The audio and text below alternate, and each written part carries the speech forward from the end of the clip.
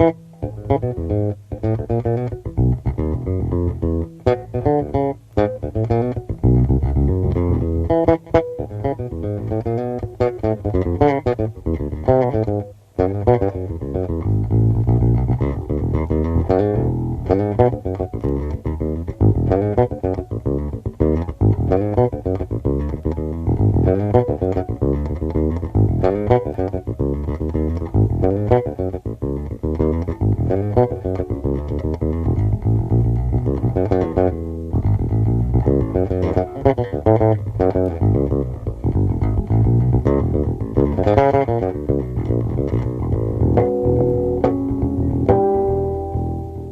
you feel today, Jaco? Okay, Jerry. All right.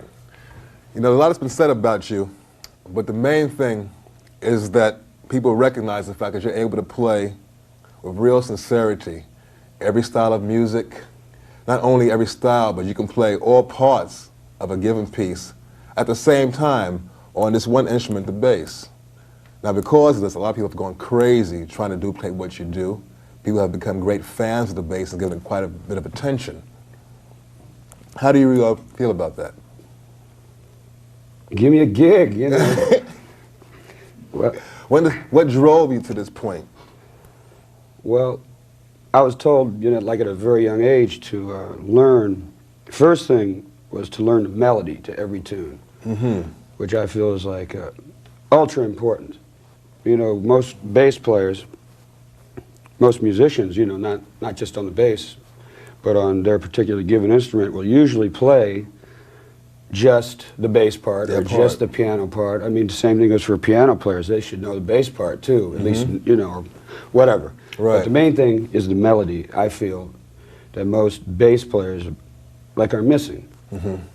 Because like they'll know the bass part, you know, or whatever, they'll be playing that stuff, and there could be a melody on top, which once you know that, especially when it comes to playing changes, you know, harmonic playing, it's like, let's say like Bach, like canons, where there's like two parts. There's a bass part and there's a melody part. They're just as important because the chords come in the middle. One supports the other. Yeah, exactly. Well, in fact, one helps the other. By hearing another part, you can more or less define where your part's going to be. You can fill the holes up. Well, plus it's really great to be able to play a melody to a tune. I mean, how many guys can play, you know, on the bass, you know, let's say most people, let's say the melody is always designated, let's say, to a horn player or the piano or the guitar. But it's nice to play it on the bass too. Certainly. It's a beautiful instrument. Now, what about musicianship? How does this tie in terms of what you studied? Obviously, you mentioned Bach canons. What else did you study? And how does this all come together under the, you know, the heading of musicianship? Work. You're just staying out there. In other words, you know, applying it. Okay, let's say, so for instance, I just said learn the melodies. So what I tell all my bass students when they first start off is, hey, let's, you know, learn the melodies. Do you know the melody, let's say, to Alfie, as opposed to just the bass part? And, you know, I mean, that's, you know.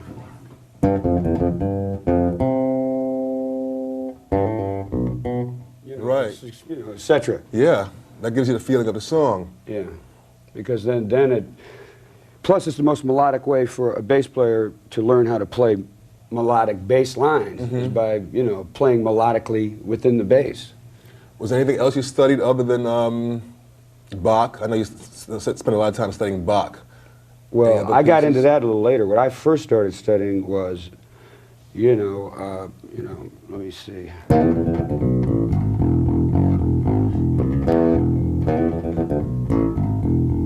Oh yeah.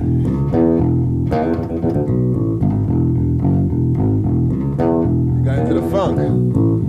What was on the radio. Yeah. That's what I first started playing. Like, for instance, that was Funky Broadway, the bass line, you know, Wilson Pickett's Funky Broadway, so. Tommy Cogbill. Exactly, it's Tommy Cogbill. So doing that stuff is how I learned, listening mostly to radio, keeping my ears open. You know. Now, were you reading music then? I didn't start reading until I was older because I was always playing. And this is a good point because anybody that's born with a real talent to play, a natural talent to play, which, you know, I feel I have been, and most all good musicians, you know, that they are born with that talent. to be able to go out and play, they usually can play before they really study. You know what I'm saying? You go out. Yeah, get the feel of it. Yeah, you're out doing gigs and that sort of stuff. And then finally, when it came time for me to learn how to read, when I wanted to learn how to read because I couldn't, and it was really, it was really a drag because I already could play. You know what I'm saying? So for me to have to go back and learn how to read was really a pain. So obviously you learned because with your web report, the stuff that you did was extraordinarily intricate.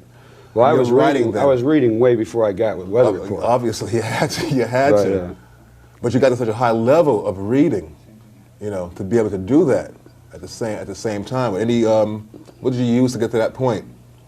Well, believe it or not, it sounds corny, just hard practice. You got to put in lots of hours because, like I said, you get fed up, especially for the young players that can already play. I mean, how many guys you know on the street and they all say, wow, yeah. I say, how's your reading? Well, I can read a little bit. Hey, what do you mean a little bit? Man, if a guy says that, you know he can't read. Right. You know what I mean? That's you got to sit down and practice read. It's hard. I mean, I used to spend hours a day just with any book I could get a hold of. Treble clef, any clef, bass clef, of course, but just any type of music I could get my hands on just to get in it. How did you get into playing the bass? I know you played drums earlier. Can you tell us that story? Well, I was in a band called the Los Olas Brass. It was like a funk rock band, play rock roll, a lot of rhythm and blues. All the hits, Aretha, from everything like from the Tijuana Brass to the big, soul hits of the day. That's basically what we were doing. We had like 6 horns and 3 rhythm. I was playing drums and I had broken my wrist very bad playing football. And the bass player in the band, he wanted to split. So I just went to the bass. I went from drums over to bass, that was it. I was playing the bass within a week. Wow. And the fretless bass? The fretless, I took the frets out of my bass. After I was, because I was like getting into jazz a lot and I wanted to have that upright sound, So I had an upright, the upright. I mean, it took me years and years to, get enough bread to get it. I'm from Florida, so one morning I woke up, go in the corner and the bass is in like 100 pieces, because humidity's so bad. I mean, the upright just blew up. I said, forget it, man, I can't afford this anymore. So I went out, got a knife, and took all the, frets out of my fender. That was it. And the rest is history. Incredible.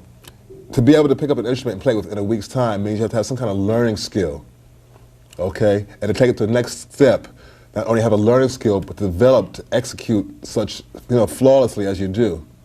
Well, the main thing is just paying attention to people on any instrument. For instance, like you look at a guitar player, you just, look at another bass player, just see what he was doing. That's how mainly I learned most everything. So it's visual. Visual as far as just technique. Let's see, because I would see, one thing my father told me once when I first started playing the bass, he came home, he saw me, and he said, just to put my fingers, space them just like at every fret. Because I was just playing. You know what I mean? I was playing like that, and with, that's how I was playing the bass, right? So then he said, so I would, because I just put my,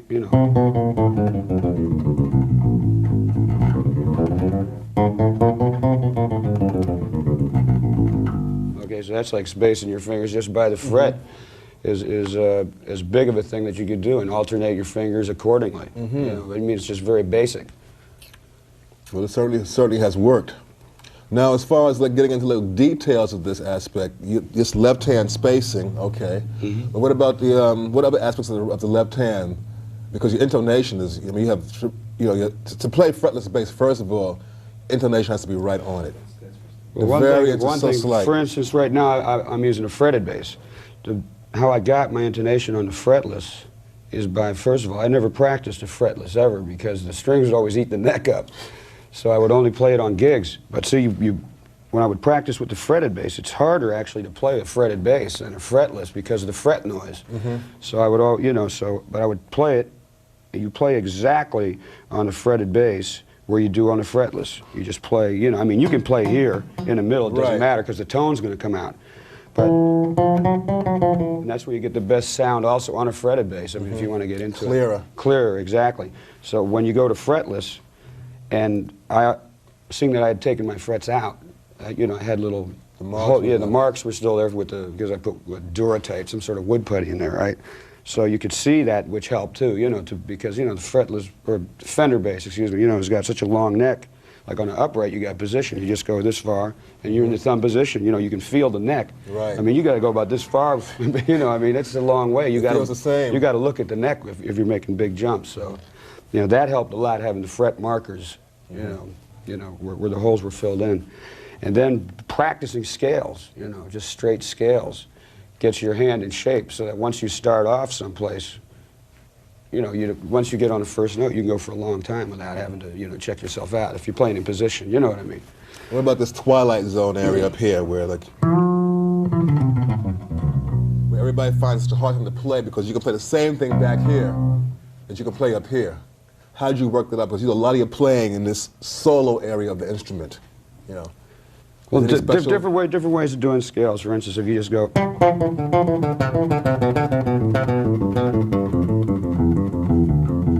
See that? I came all the way from that low C. We're in the key of C. There's a low C, there's a high G. Okay, now this is all without moving my hand once. You see what I'm saying? And it's all right there.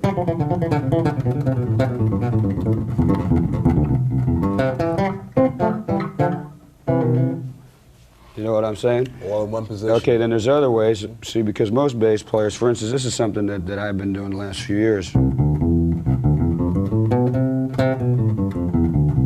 So you know, taking like, going up to the third, then you got, you know, fourth to the sixth, you know, then major seventh, then you'd be the ninth. By that time, you'd be up to the 12th already. You know what I mean? It's like, that's very convenient as opposed to, you know, the way you usually would learn.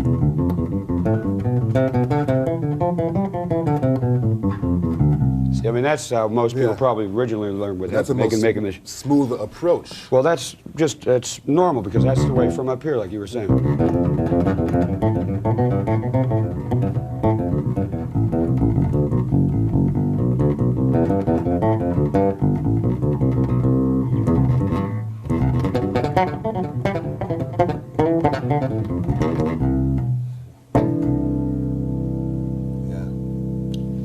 You're playing on less strings.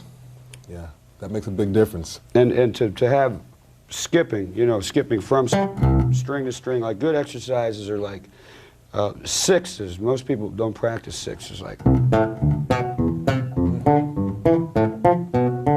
you see what I'm saying? Where you're alternating a string before you're even going anywhere else. You're already jumping. How about your endurance? You have incredible endurance. That's just from years and years of gigging. That's all. I mean, I used to play 8 sets a night every night when I was a kid, you know, for a year at a time without a night off, that sort of stuff. That's just playing a lot. You're playing in R&B bands then a lot then? Yeah, just playing like rhythm and blues all night. Because I never really had to practice all that much for endurance, because I had it from playing so much. Like in fact, I do most of my practicing without even an instrument, just thinking it. Because my chops, you know, from so many years of playing. Well, that's where your musicianship really comes to the fore. Yeah, well, you can do that. I'm just lucky enough to have, you know, grown up in an era when rhythm and blues was really at its forte. I mean, that's when you were doing most of your stuff, like with Atlantic and everything. And that's the people, the style of music that people were into when I was growing up. So there were lots of dance gigs, you know, playing R&B and funk, and then sneak some jazz in on the side, whatever, you know what I mean.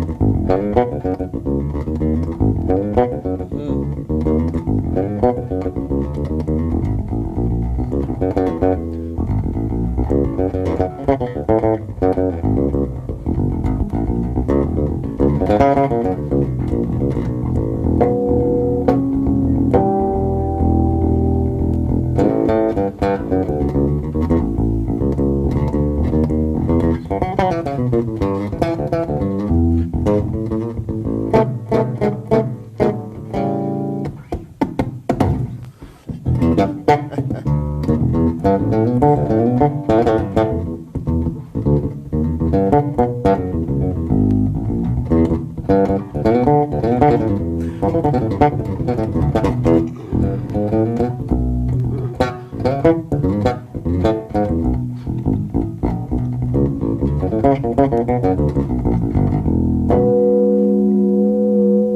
yeah.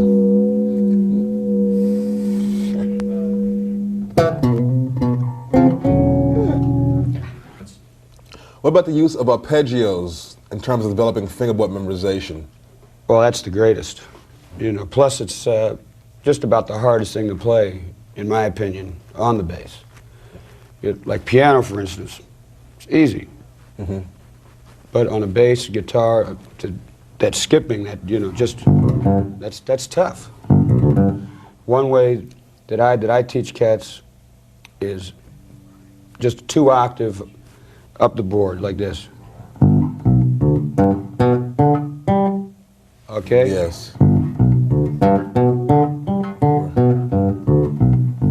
mean, this way your hand is moving every note. Mm-hmm. Okay, As every note is playing it in position. Yeah, as opposed to just going, let's say.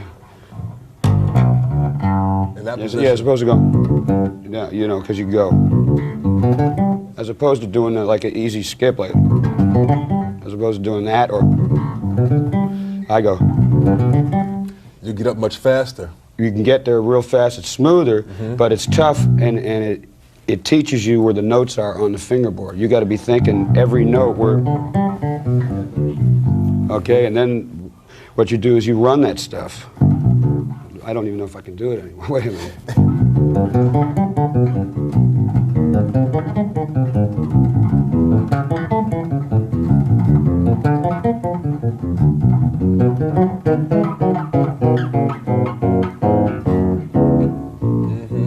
Now, double stops is another thing I find is really helps you learn the fingerboard also. Well, because you have to think 2 notes at a time all the time. Multi-stops. Yeah.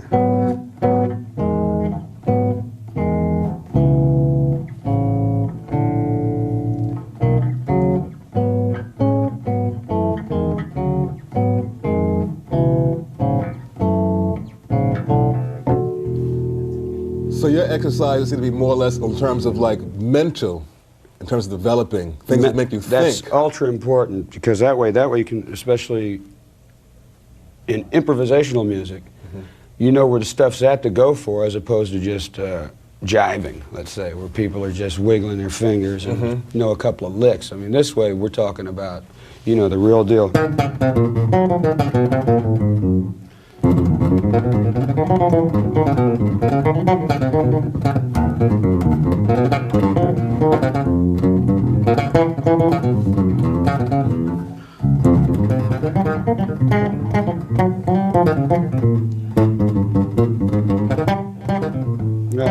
Yeah.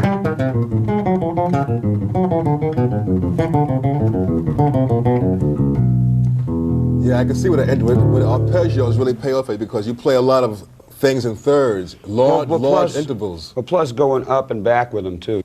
Here's a good exercise.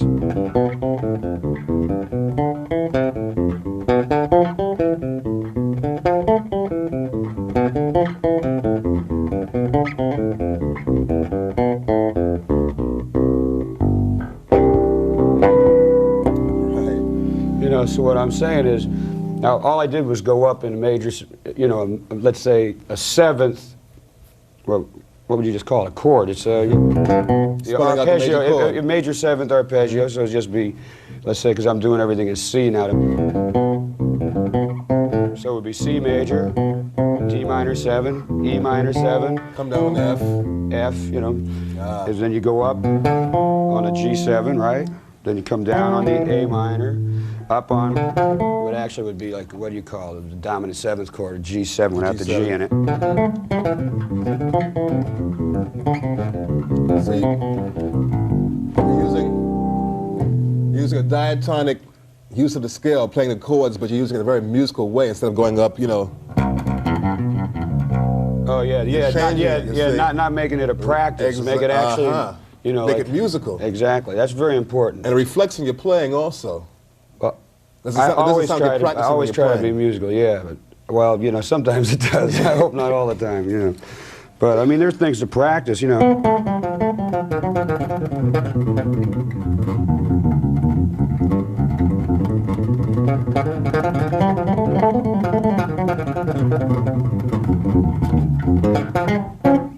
That's just using That was the just scale. whole tone. That was just a whole tone scale, alternating fingers with different numbers. You know, just like making maybe patterns of 3 and 4 notes at a time, or 5 notes at a time. You know, like a one.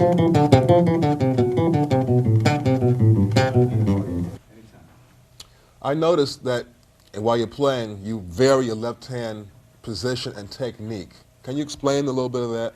Well, lots of times it's got to do with just a tone I'm going for. Sometimes I'll like bend strings, which you got, you know, like a guitarist, and sometimes you know, depending on, especially on the fretlets, let's say, sometimes I got different ways of just getting different tones out of my vibrato, you know, and when it's, and most of all, it's just whatever's comfortable. To tell you the truth, you know, you know, because sometimes you'll be playing, you know, you change your hands to get, that would actually have something to do with the, what'd you say, my endurance even. You know what I mean? Like sometimes you just change your hands to get it different, so, you know, like your left shoulder ain't breaking halfway through. Change the muscles up. Yeah, exactly. So that's got a lot to do with it, just part of the endurance.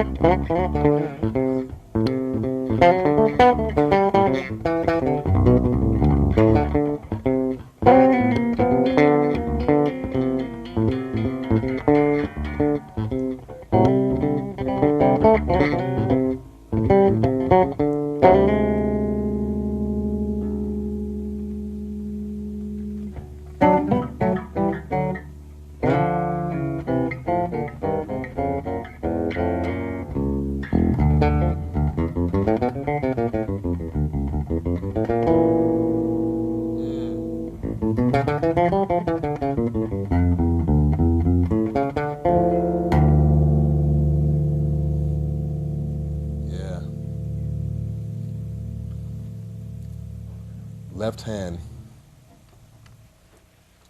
Now, of all this left hand execution, you're getting your sound, I know, from your left hand, but your right hand also amplifies the sound. I know sometimes you play in this area, high above, at the end of the fingerboard, you play over this pickup.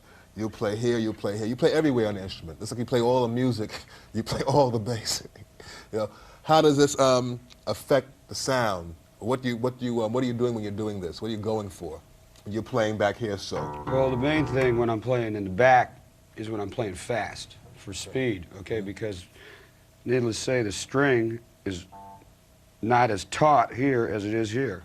So the main thing is this just doesn't move as much. So it's quicker. Up here, see that? Slower. See what I mean? Yeah. Back here, that's all the further I'm going.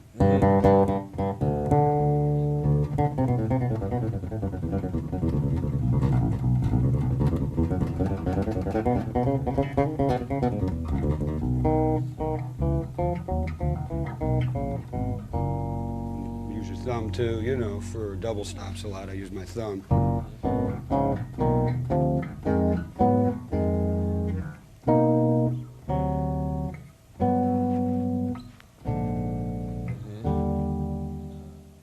Up here, you get a more rounder tone. See? There's a harder. And when you're playing, what about picking technique? First of all, let's start at the beginning of picking. So, Okay. this is just, which is the hardest thing, it's just, just alternating your fingers. That's the toughest thing with the right hand to begin with. You know, so.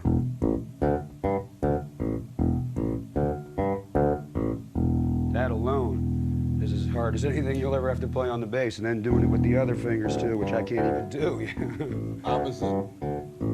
Yeah, and then like, see how that, I'm coming back right then, I just rake them coming back. When you rake something, if you want to rake the string, in other words, then you're gonna have to mute it down here. You know what I'm saying? Exactly. The left hand. Otherwise, it's just going to be, you know, it's easier when you're picking something because the hand is already there. yeah. So what you do is you just lightly, you know, after you pick each note, you just take the finger off on your left hand, and then it's short, you know, because otherwise you just have. You don't want that. Exactly. You don't want that.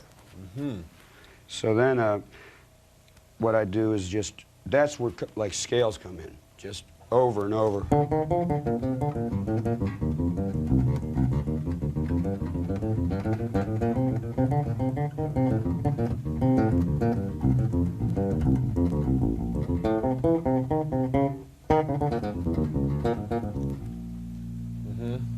Now you're incredibly clean. Your sound is like, there's no added noise. So it's like you're, with playing the bass. Now that's a combination of both hands. You know, the good picking, but also the good muting with your left hand. Left hand muting. Left hand muting. Yeah. Like Donna Lee. I mean, it took me years. It took me 9 years to learn how to play Donna Lee, for instance. But most of that was not just was mostly making the instrument not make noise. Excuse me. In other words, not making noise with between the left hand and the right hand. I mean, you know. I mean, that's tough. You know, so you got both hands have really got to be working together on that. Together. A lot of it is with the left. I only pick with these two fingers. These other ones are always like muting somehow. Like they'll be sitting here. You see what I'm saying? Like when I'm playing, these will be sitting here, usually like this, something like this, to prevent your right hand from making the noise down here. That helps here. Okay, because basically you could do, you know, with one hand. You know, anybody said, but now you heard the noise that I was just getting. Exactly. So, you know. So the right hand helps to mute that. Exactly. It's basically just laying it down is all it is. And these two fingers are usually taking care of the G and the D, and this is usually taking care of the E. Because, you know, you probably do lots of playing on an A.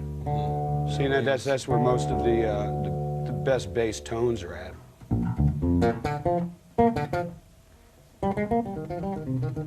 Right.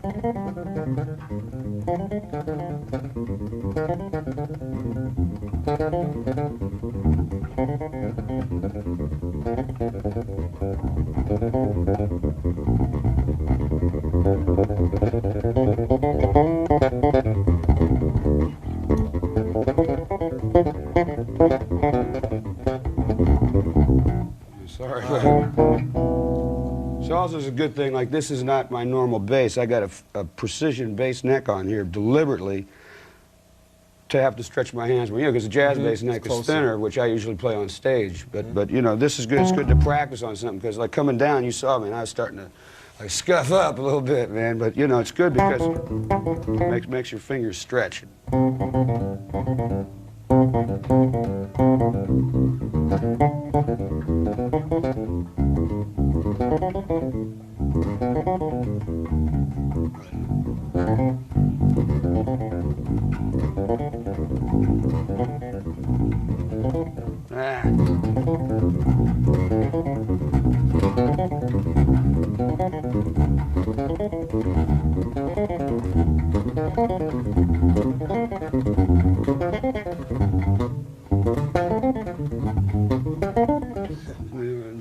Anyway, Playing that pattern. Now you're playing a 6-note pattern there. all I'm doing, I was just playing, I think I started on a G.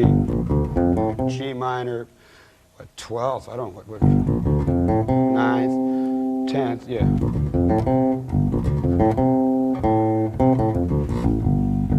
I mean, that's about as much as you can do to really stretch your hand. And then the other thing I was just coming down with, then I was going up, the next note's going up major. With a flat 5 then. Wait. Then go back to the minor again. Just something to think. You just play a minor, major, minor, major. Well, they're not scales. Those are arpeggios, but it's just something like to think about the neck, where all the notes are. Getting back to what we talked about earlier, knowing where all the notes are on the neck. You know, like my father said to me once, he said, Jaco, look, I'm going to come back in a year. He was on the road, he says, and I want you to know where every note is on the neck. You know, if I say I want a C sharp on your G string, a high one, you better know where it is, you know. And when he came back the next year, I knew it. You know, because I know cats that can really play, and they don't even know where the notes are still. Yeah, you know. So your father was a musician also? Yeah, he's a drummer and a singer. All right. Terrific.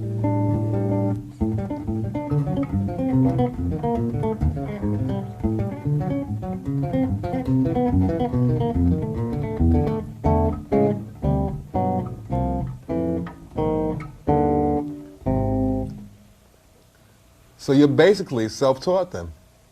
Formally self-taught. Formally self-taught. Thank you. What about rhythm? I noticed, like I mentioned before, you were playing a 6-note pattern, and I was able to help between playing a 6-note pattern, a 5-note pattern, a 4-note pattern.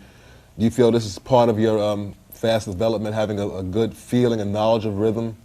Well, rhythm is the whole deal, you know. Thank you. So, you know, like I always say, women in rhythm section first, you know. So, you know, just play with the drummer. That's the thing, you know. I feel that the bass player, not being prejudiced or nothing, I feel that we have the most important role in a band, because we have the harmony and the rhythm, you know. And sometimes the melody. And the melody too, but mainly the harmony and the rhythm we got, because whatever note we play on the bottom is going to change any chord up, you know. And rhythmically we're pushing, you know, or laying back, whatever. So you say play with the drummer. That's what I really look forward to doing. That's what I have the best time doing. How did you arrive at your distinctive sound? I would say probably just the years of playing, like being on gigs mainly. And lots of things that have to do with the sound, as opposed to not just the sound, is your choice of notes.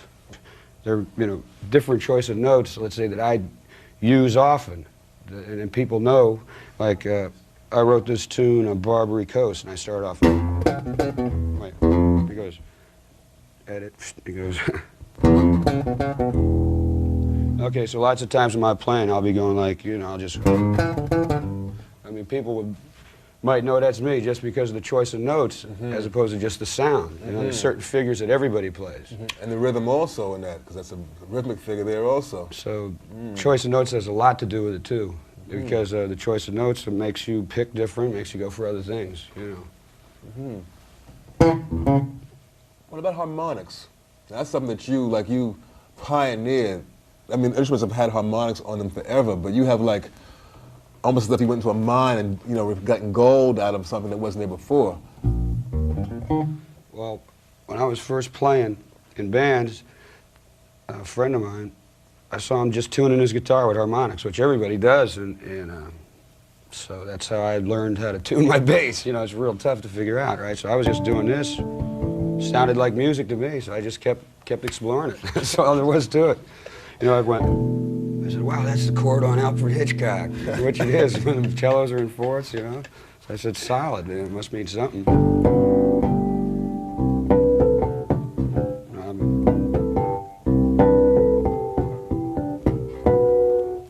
Wow, there it is. I told you I haven't done it in years.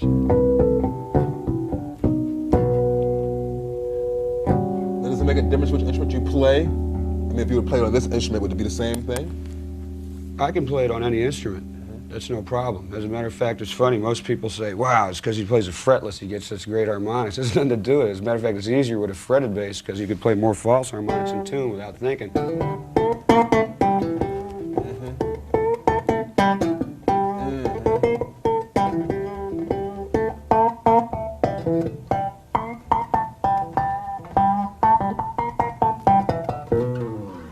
How is that false harmonic achieved? I do it with my thumb. It's the same thing as open string, see? In other words, okay, so if you play any note, all you have to do is make as if you're playing an open string. I mean, that's how I thought to start doing that with the false harmonic. So let's say if I'm playing an A, you just separate it in half. There it is, perfect. Wait a minute.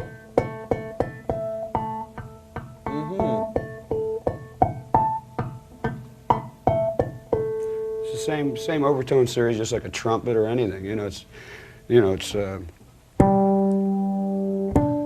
are basics. There's your octave. Then it just keeps going up. It's got the seventh in it. It's a basic overtone series. It's no mystery. It's just I pick it with like guitarists, for instance. They go like this, something. I put my thumb here and pick behind it. Pick behind the thumb? Yeah, I put the thumb up here. And then guitarists do it like this somehow. I don't know how they do it. I just go like this. You're getting the same note out. So it's the same difference if I went, right? Let me see, I gotta get right in half.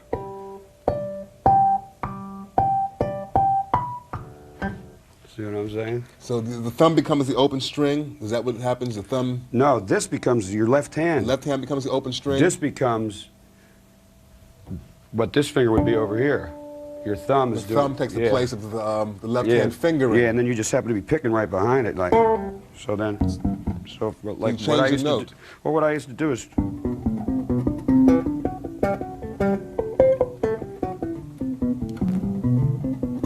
See, so every time you're picking, you got to be moving everything. That gets tough.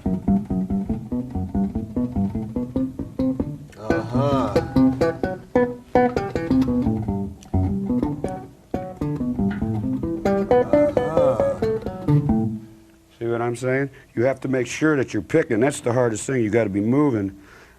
I mean, that much, yeah. Hand. In Portrait of Tracy on your first solo album, you used harmonics exclusively. Could you play a little bit of that for us? Okay. I haven't played this in years. I don't really remember it. But no excuses. Hey, wait a minute. This ain't an excuse. It's a fact.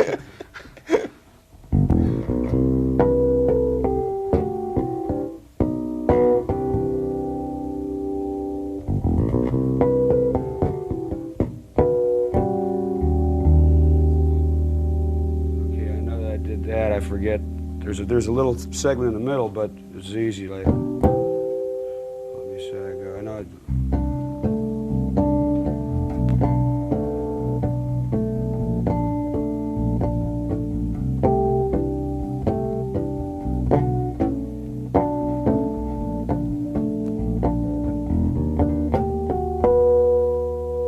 remember that. Wait.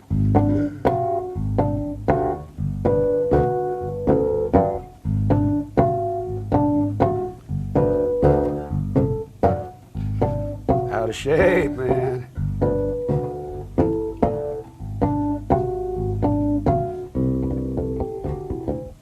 I forget what I do then. Something.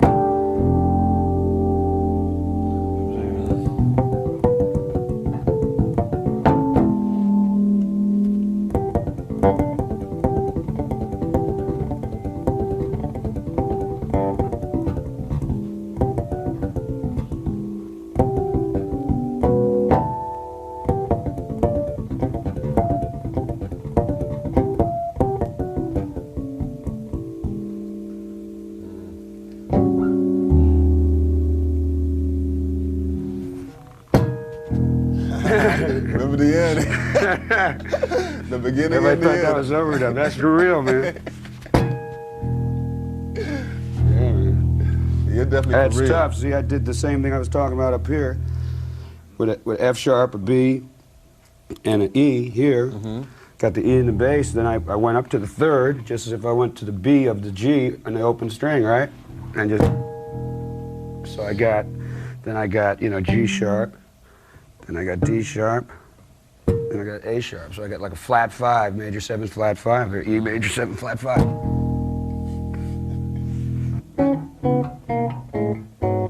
Now would you say?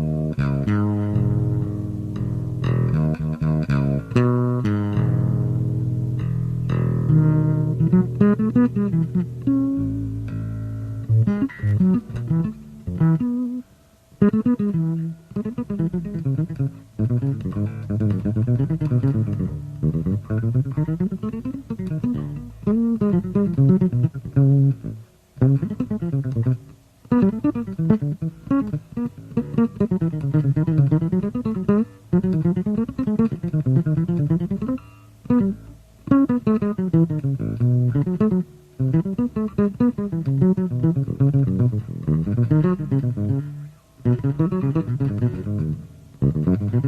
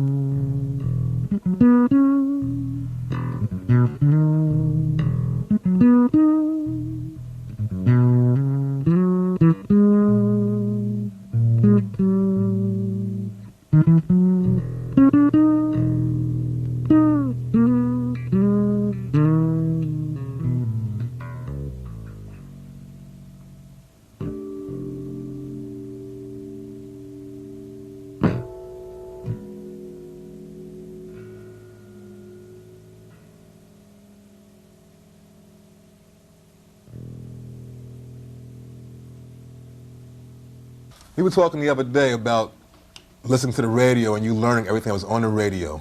Out of all the music you listen to, which music you would influence more by, and what particular players, if any, that you might have come across? Mostly popular music. Elvis Presley, Beatles, James Brown, Sinatra, whatever. At that period, that's when I was coming up. Like, let's say the 60s.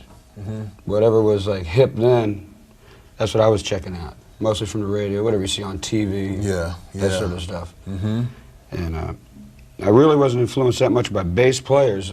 To tell you the truth, I didn't even know who the bass players were most of the time. That's true, they wouldn't tell you. You just knew who the singer was, you know. So mostly like off 45s. So, but like players like yourself, for instance, you were on a lot of those Atlantic dates, out of Muscle Shoals, etc., New York. A lot of Aretha dates, that stuff knocked me out. So you're a big influence. I know Bernard Odom was. He played with James's band. Bootsy used to play with James's band. And Cool, I like Cool, he was great. Jameson? Jameson, of course. Duck Dunn. Those were like, my big influences. Then with the upright, into the jazz thing, like Paul Chambers, of course, and Gary Peacock, I liked a lot. And, what about Mingus? Mingus was great. I didn't hear that much of his bass playing. I mostly heard his orchestral stuff. You know what I'm saying? Yeah. I always loved his bass playing, but I always loved his music even more. Yeah, his writing was something else. Yeah, I feel you're at that level also where like his writing is like even going beyond, no matter how great a bass player you are, your music just goes even beyond that. Yeah, Mingus was great. I really liked him a lot. And all the cats that were on all the records, Paul McCartney, I love his bass playing. All the cats, whatever was out there. Doing it. There was some good stuff. The Marketplace. Lots of records too. Harvey Brooks, with Electric Flag, and Billy Rich with Buddy Miles. That whole period of stuff was fantastic. Great. Can you give me one example of any particular style thing something that stuck with you out of all those people you mentioned?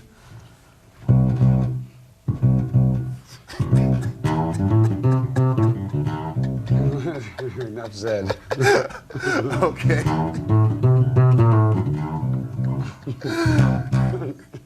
Thanks, Jerry. Enough said. That's Jerry's bass part with B.B. King. What tune was that on? Could have been one about 4 or 5. It was a Live and Well album. Yeah, on Live and Well. One of those Live and Well, one of those pieces.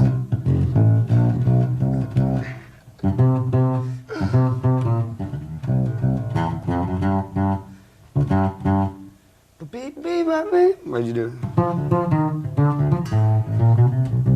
Yeah.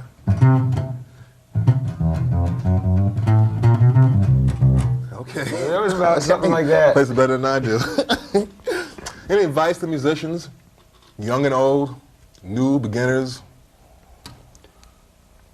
Just keep your minds open, you know, keep a open head about music. I grew up in Florida where there was no real musical prejudice. There was all sorts of music. Everybody was playing everything from Cuban music to symphonic music, everything. Whatever you wanted to hear, you could hear it. You know, like in New York, I know when I first came to New York, it's like everybody just wanted to play jazz. They didn't know about rock and roll. They didn't know about funk. Yeah. They didn't know about nothing. All they wanted to do was yeah. jazz. Now New York is cool. They're playing everything. Everything. But I grew up in Florida, and everything was hip. Mm-hmm.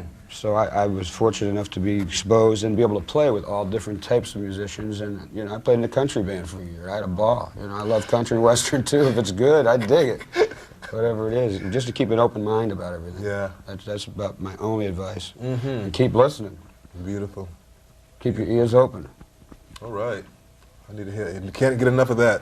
Tell me.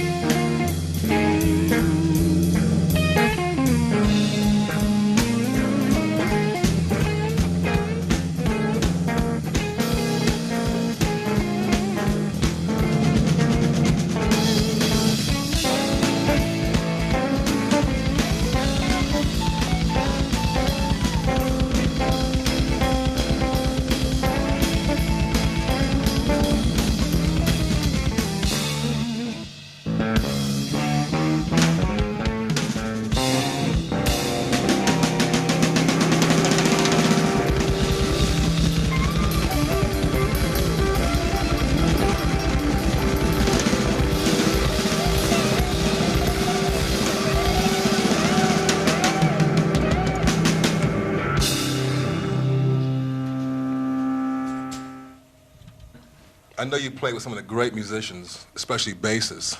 How do you distinguish between Jaco's style and, let's say, the normal bass player? Right, right. Well, when Jaco is normal, you know, his style is different, you know. It's very, what you might call, unnormal. You know, he's very different. You know, when he tries to solo, he comes up with new ideas as much as possible. He's been playing for quite some time, but he strives for new ideas all the time. So consequently, playing with him is always a surprise. It's a surprise, you know. That's part of what makes it beautiful to be on stage as a jazz musician, as a musician who improvises, is that there are surprises.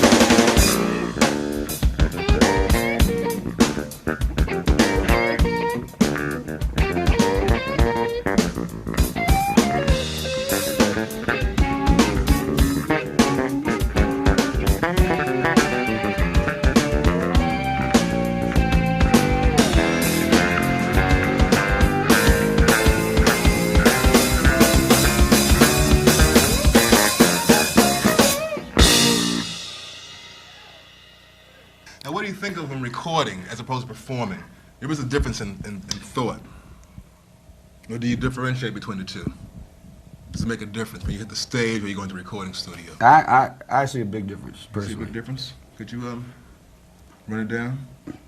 Well, when I go into the studio, I definitely have to have more of a plan, you know, because it's something that you're making force, you know, for that idiom. There's definitely a difference. Musically, there's not that much of a difference, but the way that you behave before you get there, you know, like I would never practice before a gig.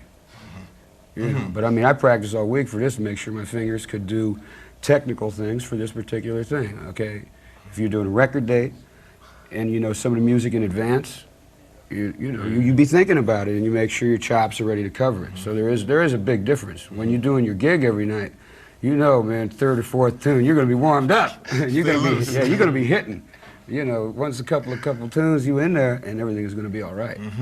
But recording, there is a big difference, in my opinion. I don't know, Kenwood, what do you think? When you play live, the audience is right in the present time with you, you know, with you as you play. So you can play off of the audience in that sense. Well, we've done several, we've done several albums with Weather Report, for instance, most of that stuff everyone thinks is live is us playing in front. We're in a studio, but with like a studio big enough to also have a small audience in there too. So you also are, you got the best of both worlds.